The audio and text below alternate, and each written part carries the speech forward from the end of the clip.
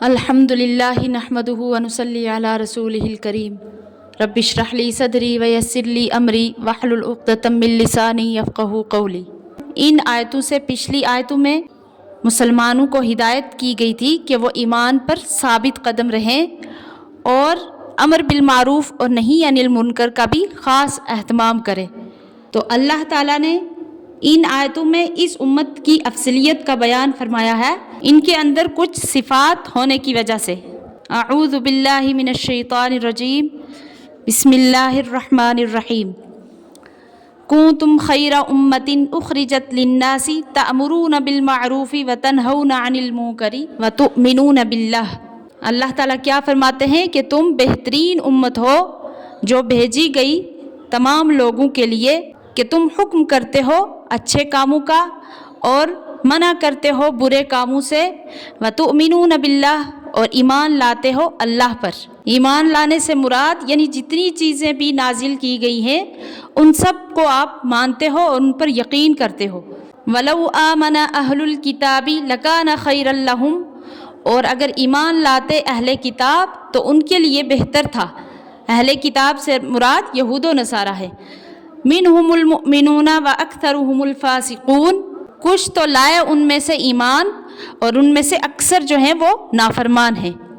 تو یہاں جو آیت کے پہلے جملے میں فرمایا گیا ہے کہ تم بہترین امت ہو، تو قرآن کریم نے امت محمدیہ صلی اللہ علیہ وسلم کو خیر الامم یعنی بہترین امت قرار دینے کی بہت ساری وجہ بتائی ہیں۔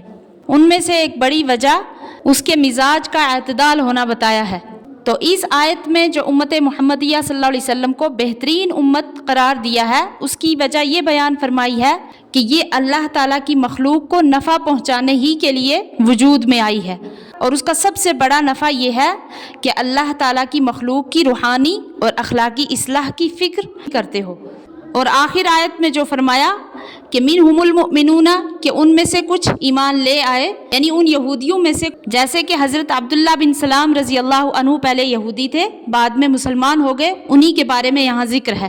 آگے فرمایا لن یضرکم الا اذی، کہ وہ کچھ نہ بگاڑ سکیں گے تمہارا مگر خالی ستانا ہی۔ وَإِن يُقَاتِلُوكُمْ يُوَلُّوكُمُ الْأَدْبَارَ، اور اگر تم سے لڑیں گے تو پیٹ پھیر کر بھاگیں گے تم سے۔ ثُمَّ لَا يُنصَرُونَ، پھر ان کی مدد بھی نہیں کی جائے گی۔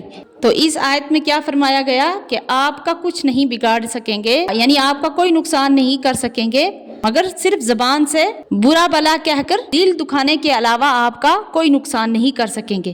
اور اگر اس سے زیادہ کچھ ہمت کرنے لگے تو اگر آپ سے کوئی جنگ وغیرہ کریں گے تو پیٹ پھیر کر بھاگیں گے اور ان کی مدد بھی نہیں کی جائے گی۔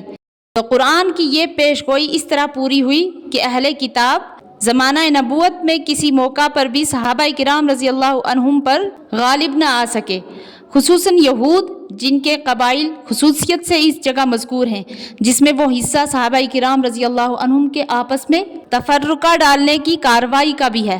تو انجام ان کا کیا ہوا کہ یہ لوگ ذلیل اور خوار ہوئے، بعض پر جزیہ لگایا گیا، بعض کو قتل کیا گیا اور بعض کو جلاوطن کیا گیا۔